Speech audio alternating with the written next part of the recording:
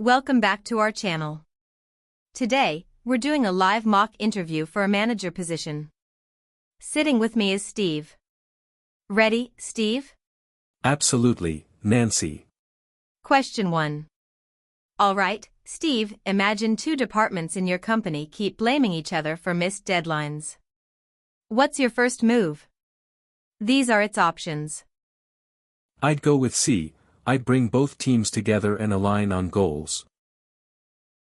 Good one.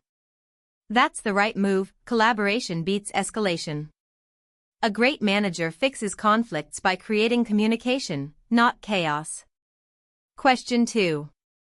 Here's another. Your team delivered an excellent project, but one team member feels unrecognized.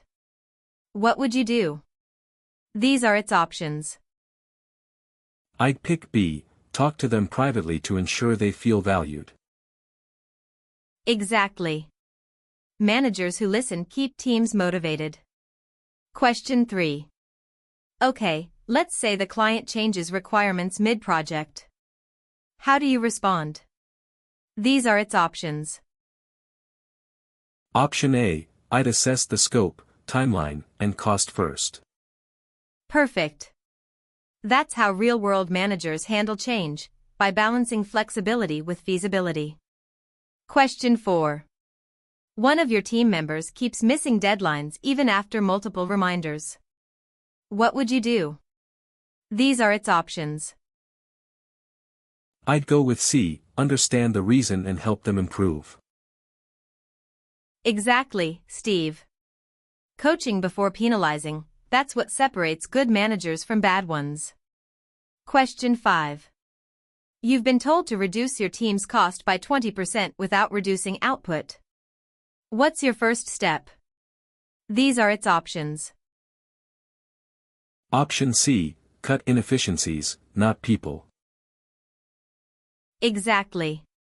Smart leaders protect people while optimizing processes. Question 6.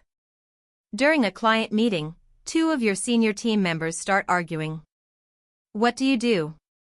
These are its options. I'd go with D. Mediate professionally. Right. Composure during conflict defines leadership. Question 7. Top performers are leaving your team frequently. How do you deal with that? These are its options. I'd go with B. Understand why people are leaving first. Exactly. Retention issues can't be solved without knowing the why. Question 8.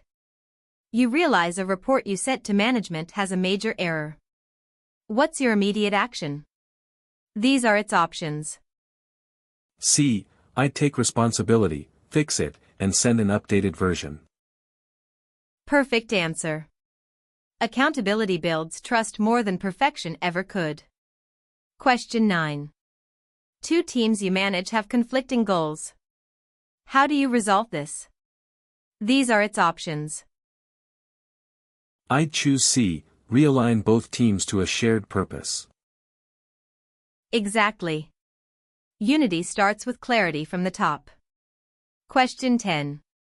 Your director gives you an unrealistic deadline for a high-stakes project. How would you handle it? These are its options. I'd go with A. Explain data and offer a realistic timeline. Spot on. Managing up with clarity is just as important as managing down. Steve, great start. You've handled the first 10 like a pro. Question 11.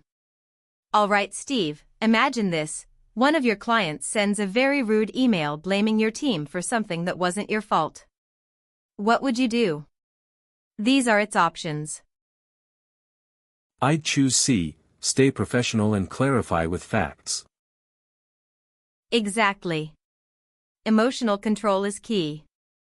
Great managers handle tension with diplomacy, not defensiveness. Question 12. Here's another. You're managing a cross-functional project, and one stakeholder keeps delaying approvals. What's your move? These are its options. I'd go with D. talk directly and align expectations. Good approach. Real-world managers remove roadblocks through proactive communication. Question 13. Imagine you join a new team, and you realize morale is low because of a previous toxic leader. How do you rebuild trust? These are its options. B. I'd start by listening and understanding their pain points. Spot on. Before fixing culture, you must understand it. Question 14.